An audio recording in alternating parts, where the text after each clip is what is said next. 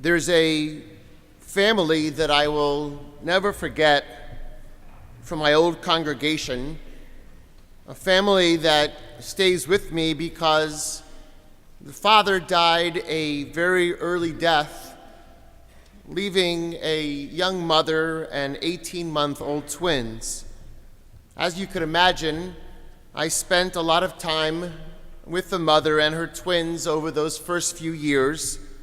Slowly but surely, she began to heal and find life again. And in her mind, so lucky, she found love again. She found love again, and she was to marry this new man. And before I officiated at their wedding, she asked me if I could go into, at this point, those twins were in the pre-K 4s at Road of Shalom, and she asked if I could go into the classroom and explain to the twins and the twins' classmates what a Jewish wedding was about. So I obliged. I went into the pre-K 4s classroom, and we talked about as much of the Jewish wedding as I figured I could explain to 4 or 5-year-olds. But I thought it was particularly important that I teach them what to say to a couple after the wedding. So I went through the words Mazel Tov. I went through them in different ways. I joked with them, I laughed with them, and they repeated over and over again Mazel Tov. And then when I was finished with the lesson, 20 or 25 minutes in, I said to them, before I go, when you get to the wedding on Sunday, what do you say to the couple? And there was silence. I thought to myself, I just went over Mazel Tov like 30 times. So I said, does anyone remember what to say? What do you say to a couple after they get married? And this 5-year-old raises his hand and he says, you're supposed to say to them, are you happy?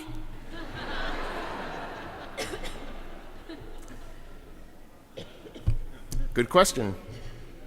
The most popular song of our year was called Happy. There are documentaries and books produced by the myriads about how to live happier lives. And with the current state of our world, it's certainly not surprising that we clamor to find joy. So that 5-year-old who's probably in college now comes back to ask the question, my good people, are you happy? Are you? My father would say to me when I was younger that happiness was a frivolous idea. That was a figment of my generation, before the millennials came along. So I have to start by saying that you should know, and I think some of you do, that joy is absolutely a Jewish value. Our history has not always been so kind, but that's history. That's not religion. After all, there are entire holidays and Jewish months whose sole commandment is to increase our sense of joy. After all, we are the people of the Torah, aren't we? Our Talmud teaches, only our Talmud could teach this, that when we get questioned at the pearly gates of heaven, one of the litmus tests for getting through those pearly gates will be being held accountable. Every legitimate joy that you passed up will be held against you as a transgression. That's what the Talmud says. Every legitimate joy that you passed up in your lifetime will actually be held against you as a transgression. This is the Jewish people. You may remember years and years ago I told a few of you the story of when Mother Teresa and the Grand Lubavitcher Rabbi both stayed at the Plaza Hotel, happened to be the same time. They both got the presidential suites, and then stories were written about what their evenings were like after. Well, Mother Teresa, she gave up the giant bed and the pillows and the blankets. She slept on the cold floor and said, this is my theological emphasis. This is how I'm going to get to heaven. This is what a good Christian does. But they asked the Lubavitcher Rebbe, what'd you do? He said, what, are you kidding? I slept in the big bed with the blankets and the pillows. I ordered room service and watched cable television all night. It's funny, but theologically, we are not ascetics. It's not the Jewish thing to do.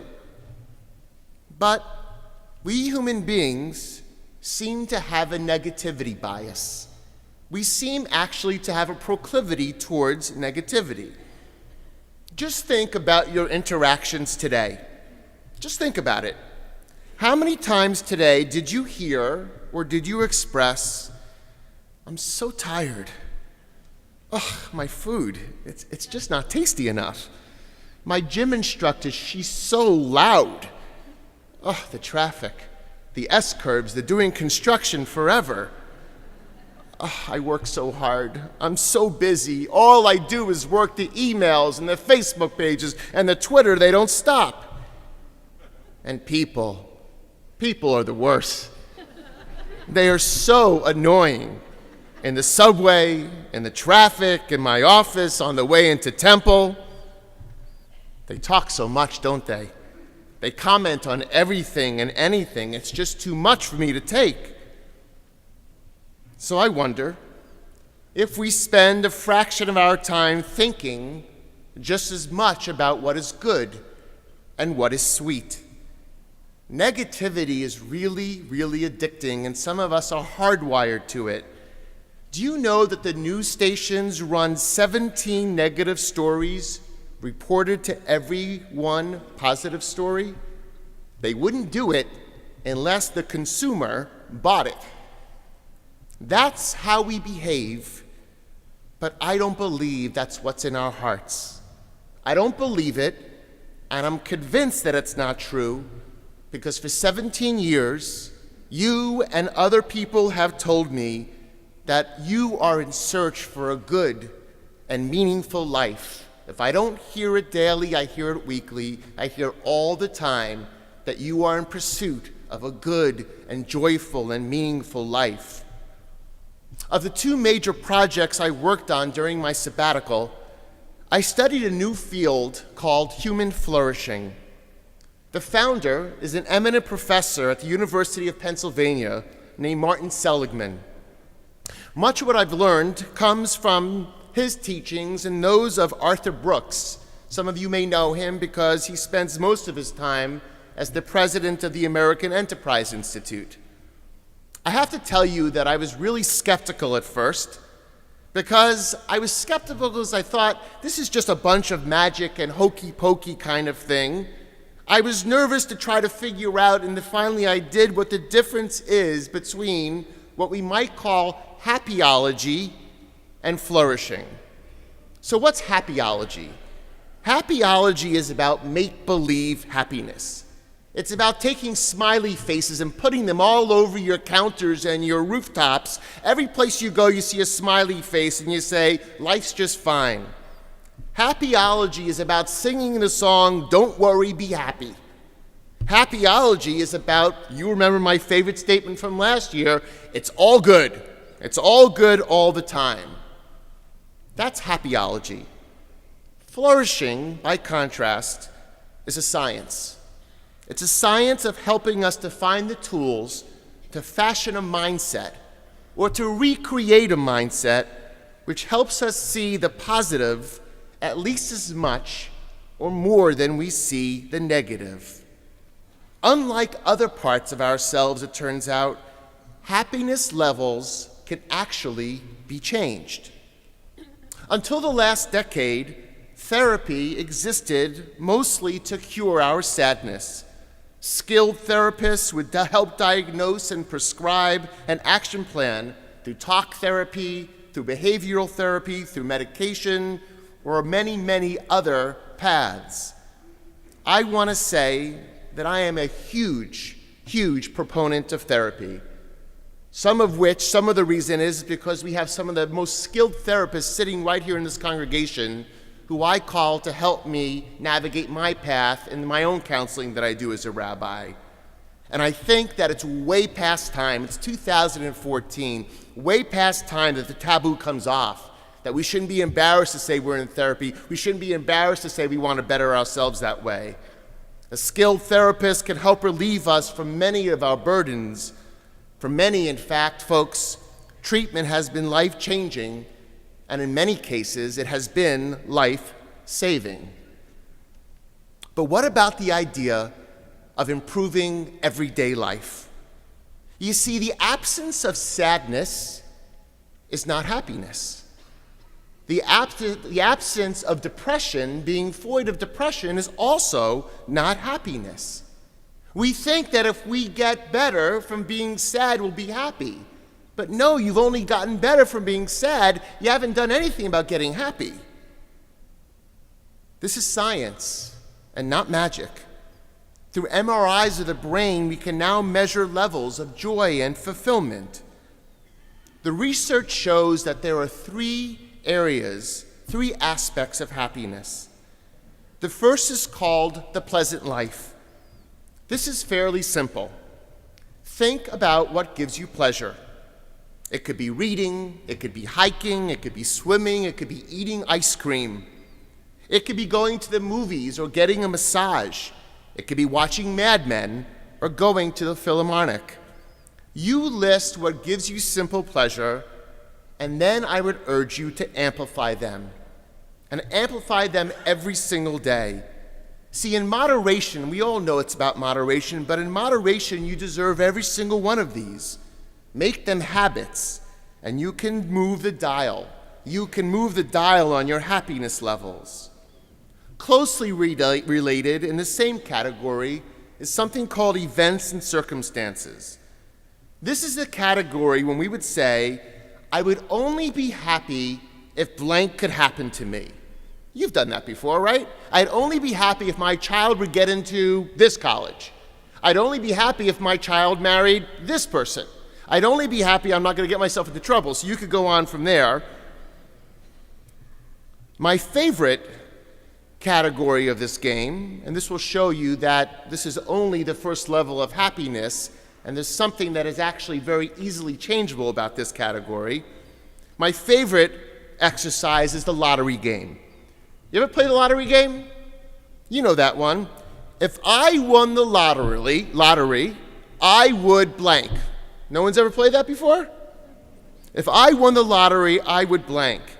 It's actually a great question. You should do this over breakfast tomorrow night, because the answers you get from people are an extraordinary window into someone's soul. You learn so much about people from this question. So what would you do if you won the lottery? Would you travel the world? Would you write that book? Would you erase all of your debt, your children's debt, your grandparents' debt? Interestingly enough, Arthur Brooks, the person from AEI that I mentioned before, compares paraplegics to lottery winners. Paraplegics, it turns out, 6 months after the accident, are almost always, across the board, happier than the lottery winner. Why? Because albeit with a lot of work, the paraplegic returns to himself after the horrific trauma of the accident. The lottery winner, it turns out, is at a lower level of happiness than the day he won. His circuits are blown out by the big event. He stops searching for the joy of everyday life. He thinks that everything he had before he won was not at all or ever good enough anymore. The paraplegic just wants to be himself again. Being himself is the actual gift. So yes, it turns out that occurrences are only that. They're occurrences. That's why it's the first level of joy. They are extraordinary, but they happen, and then they're over. I'd even go as far as to say the weddings, the bar bat mitzvahs, the namings, and the significant parties, they are absolutely highlights of our lives. These events get us really high for a few days, but then we return to our baseline, and many of us also know that we can crash afterwards. How many of us cry on that plane ride down from our honeymoon back to the real world?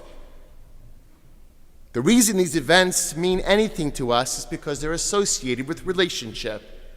Weddings are great unless the marriage isn't. Bar bat mitzvahs are bliss unless our children aren't good people. Parties are loads of fun until we have the hangover. I stand here week in and week out, right here with the cantor. We have this extraordinary ritual where we pass down the Torah l'dor vador, from generation to generation. And I believe with my heart and my soul, I look into the eyes of the child, the parents and the grandparents, and I say to them, look at this kid. Look at this kid and lock in this moment, because this is what life is all about. That's the line I use because I believe it. This is what life is all about. It's only what life is all about because of everything these parents have done to make that kid who he or she is on that day, and God willing, everything he or she will be after that day. You see, the event brings us temporary uplift. It is what we do before and after that that actually counts. And this brings me to the second level of what the experts say bring us most joy and fulfillment, and I hope it's semi-obvious by now. That is relationship. It turns out, folks, that the happiest people in the world are social people. Do you know, and I'll ask this, and I hope someone could yell this out, do you know what the worst epidemic in our country is? What is it? Yes, I hear it all over the place. You got it. We didn't have to work that hard. It's called loneliness. Loneliness is the worst epidemic in our country. Loneliness literally kills people. Without deep and abiding relationship, it is incredibly difficult to be happy. The bottom line science teaches that our happiness dial gets moved up when we engage in good, old-fashioned, look each other in the eye, respectful, loving relationship. Yes, the more you touch, the more you share, the more you explore, the more you connect, the more you care, the more meaning you will have in your life. If you have those people that you can call at 3 o'clock in the morning to tell anything you need to say, to pour out your soul, the science says you're going to be happier. If you know there are those out there who will take care of you when you're sick, the science says you will be happier. If you have people who will hold you when you experience the losses we all fear, the science says you will be that much better off. This is not golly gee happiness. Life is wonderful, and folks, sometimes life stinks. But if you have people to share it with, everything about the world can be better. It seems easy, but I would tell you that it's actually disciplined work. It's about habituating your practice so that the needle can actually move. It is not something that comes easy to many of us. I'll tell you another little anecdote from when I was on sabbatical. I went to an annual roof party at a good friend of mine, and to my delight, I met someone also I hadn't seen for years, a former congregant. Ironically enough, also someone I met, the day we met was the day that his 50-year-old wife had died. So we also became very connected through that horrific experience, also with twins, but in the 5th grade. I hadn't seen him in many, many, many years. This man, we'll call him Bob, I would say is one of the more sarcastic, witty, cynical men I've met in my life. So when I catch up with him, he introduces me to his new wife. He had gotten married 6 months earlier after many, many years of being alone. And he said, "So Matt, what are you working on in your sabbatical?" So I said, "I'm working on human flourishing." He's a doctor. He says, "What the heck is that?"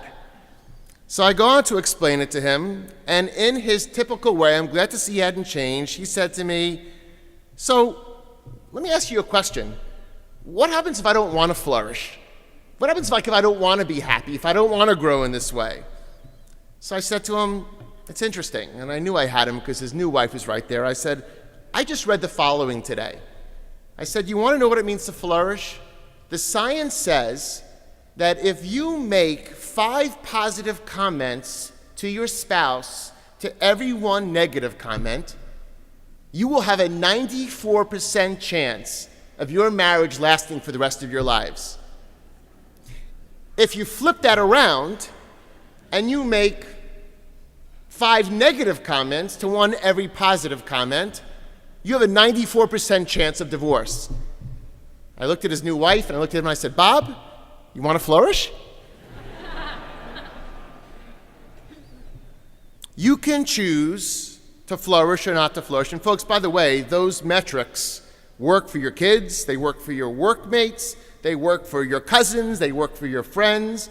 The therapists in the audience, in the congregation, there are plenty of great ones here tonight, as I've said, can tell you why it is that we'd ever say 5 negative things to every positive one. I'm a rabbi, I'm not a therapist, that I can answer. But the metrics are that. If you can get to that metric, you are going to have those relationships with people in your life, so it's your call. You can flourish or not. The question is, do you want your relationships to work out or not? And that brings me to the final level of what it is that moves your dial of happiness, and that's called, here comes a new word, that's called flow. Not F-L-O, but flow. That is simply the new and fancy word for spirituality. Yep, a year ago we talked about that, and we've talked about it a lot since last year's sermon. Indeed, the questions don't change, they're age-old. The metrics, the science asks, do we feel like we have a higher sense of purpose? Do we believe that we're actually here for some reason? Do we act in a manner which reminds us that we are just one, sorry to tell you, we are just one small speck in a much larger cosmos? Do we make space for gratitude? I mean, really lift up your soul and make space for gratitude. Do we remember that breath, that mobility, that sight, that hearing? Do we remember that sunsets and waves and tears and smiles? Do we remember that the ability to go to the bathroom means that life is actually miraculous? Do we remember those things? Spirituality is a venerable part of the happiness equation. So the question is, how do you know when you're in those moments? Well, it becomes one of those things that are nondescript, and I'll try my best. It's when you're in a place of total concentration. It's in a place when you feel like you're one with everything. Flow, here comes something for the younger generation. Maybe flow means you're in the zone. You ever get that? I'm in the zone, man. Flow means you're in the zone. Time stops. There are these moments that are so right for us that we don't even realize that time is passing us by. You know those moments? It's hard to describe them, but I think we all have them. Some of them come because we make them happen. Some of them just come our way. Those moments of time when life is just stand still and is going at the same time. That's when you're at one with the world. And notice, folks, I haven't used that word yet. I haven't used that word God, have I? Because you can call it whatever you want.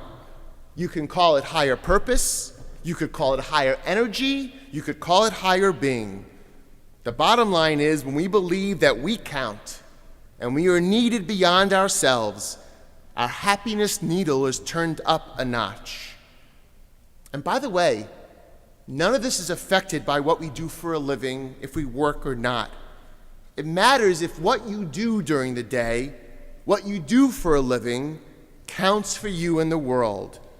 Bach, a lot of you don't know this, but I was a violinist for 12 years, one of the things I haven't shared with you. So Bach was one of my favorites. Bach was asked, why do you write music? Some of you might know this. And he said, I write music for the glory of God and for the good of all people. If somehow what we do for a living is connected to the love of all people, it's all worth it. We falsely think because we are so busy and we're so connected and so available all the time that we're accomplished. My sister-in-law, who's helped me a lot with this, has helped me with some of the research that says that those of us who think we're so important, those of us who think we are end-all be-all because our boss can get us at 11 o'clock at night, or even more, we can get anyone at 2 o'clock in the morning, the multitasking, the plugging in, actually does the opposite of what you think. It deters us from our ability to think and to connect deeply. Spiritual practice begs the question of what it means to have enough. I want us all to have enough. But then what? It turns out that extra is just the whipped cream. Once we are comfortable, we are not made happier by being made more comfortable. Once we have food and shelter and education, our happiness factor no longer increases by adding more. It might for the moment, you might think so because it gets you a little bit high for a second, but not for the long run. And the same thing could be said about income level. It is scientifically tested that once you have enough, what actually makes you happier is, you know what? Is helping others. This is not, I promise, it's called Nidre. This is not a fundraising pitch. But when fun is measured against philanthropy, the simple moments of fun will raise your levels, but helping others will change your absolute and entire being. The temporary boost has been proven to even change moments of depression.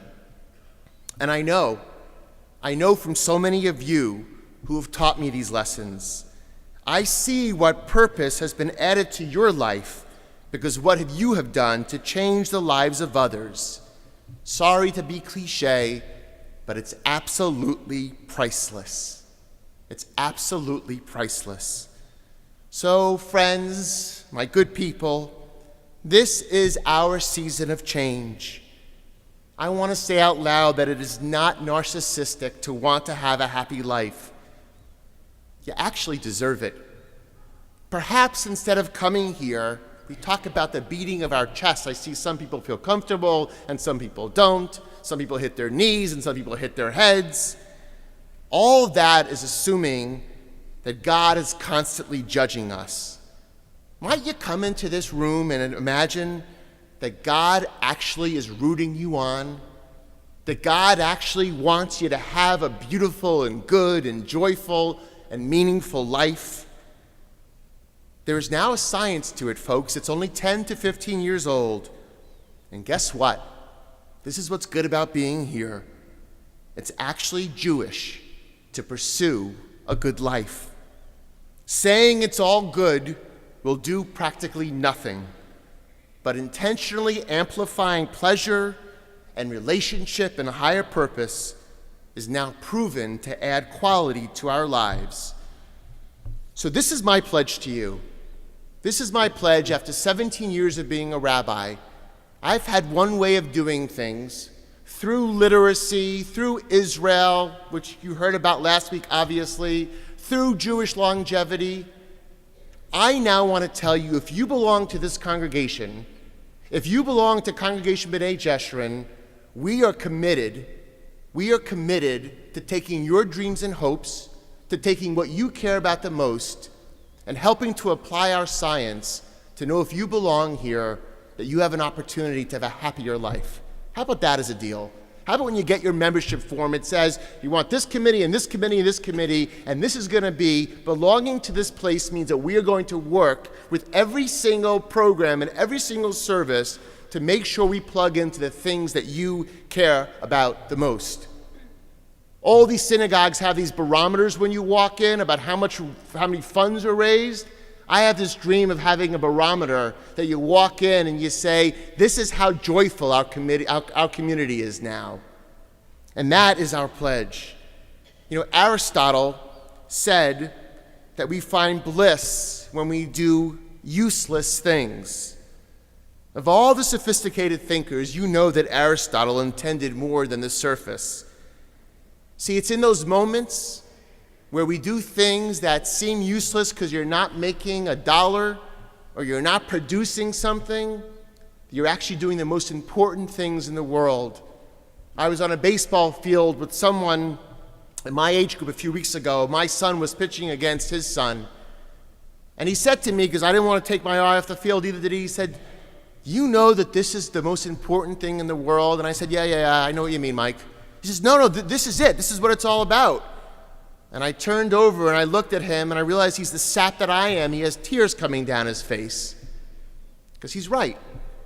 It might feel useless because we're not making anything. I was 10 minutes, sorry Charlie, I was 10 minutes late to services that night, but he was better off with me there than you were with me here. Aristotle was right. That was bliss. So now, as has become our semi-tradition lately, I turn to you. This is the time, folks, to take those few minutes of the message that I gave to you and to actually take a few minutes to do something with it. First, I'm going to ask you, by way of gratitude, to think about one person in your life that has done something extraordinary for you, that has helped you in some way, that has pushed you in some way, that has helped you grow in some way, and somehow along the line, maybe you didn't say thank you. So think for a moment about who that person is, and think about the gratitude you want to express to them.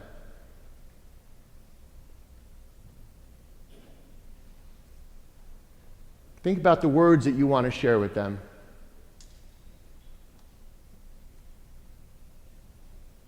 And then you do me a favor, and during this 24 hours of Yom Kippur, it's all right, I'll let you out of services.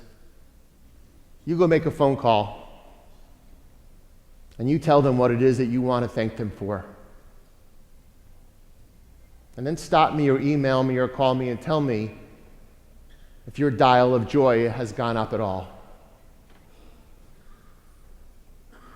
That's one. Two is, we asked you all to think about the one thing you want to change in this year. And now you're going to hear the haunting sound coming from the incredibly talented Max Turpin, who's going to play the sounds of Avinu Malkeinu without a prayer book, without my instructions. I'm going to ask you to do something that we never really do here, which is to take a few moments to supplicate. Think about in this year what you need and you want and you feel like you deserve to make yourselves happy. Max, would you start? You just listen to the sounds and you think about what you think it is in this new year that you want and you need and you deserve. You deserve to be happy this year. Now's our time with the age-old tunes to supplicate, to ask, to pray, and to be thankful. Avinu Malkeinu, our God, our ruler, may it be your will. May it be your will that my people and I, with our hearts open to you and our souls open, can find the levels of joy and meaning that each and every one of us deserve in this world.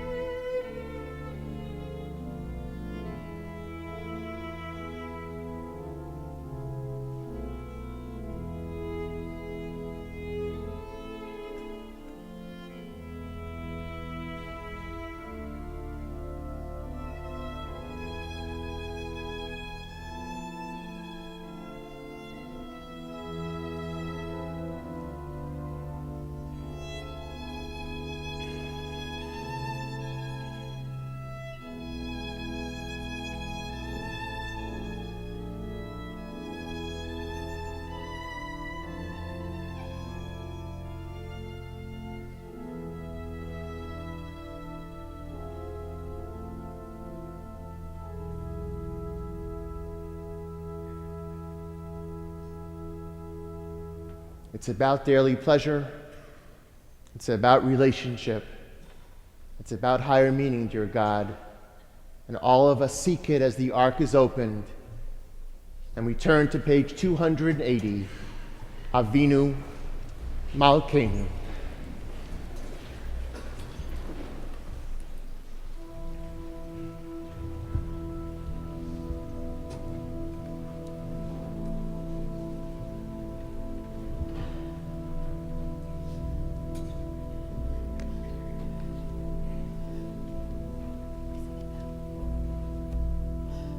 Avinu Malkeinu, Shema Koleinu. Avinu Malkeinu, Chatanu lefanecha. Avinu Malkeinu, Chamol aleinu, ve'alol aleinu. V'tapenu. Avinu Malkeinu,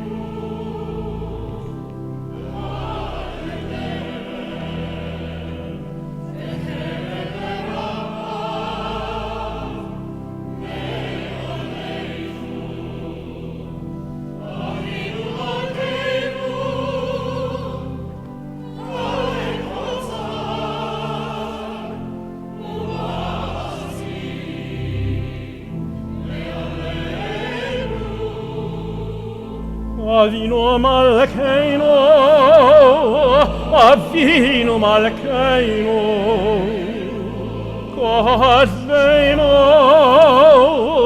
B'Sefer Chayim Tovim. Avinu Malkeinu, Chodesh Aleinu, Chodesh Aleinu, Shana Tova. Avinu Malkeinu,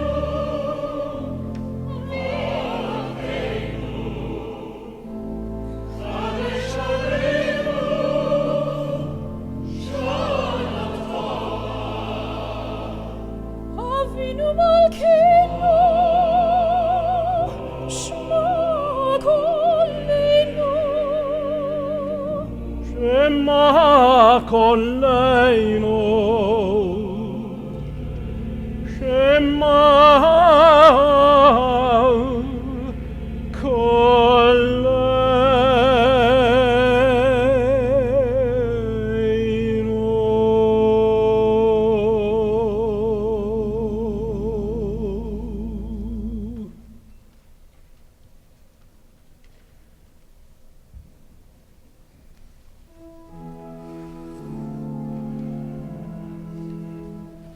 Avinu Malkeinu, Haneinu, Haneinu. Avinu Malkeinu, Haneinu, Haneinu. Ki Eimanu Masim, Asei Imanu, Tzedaka v'chesed. Asei Imanu, Tzedaka v'chesed, ve'hoshienu. Avinu Malkeinu, Aleinu v'haneinu. Avinu Malkeinu, Aleinu v'haneinu.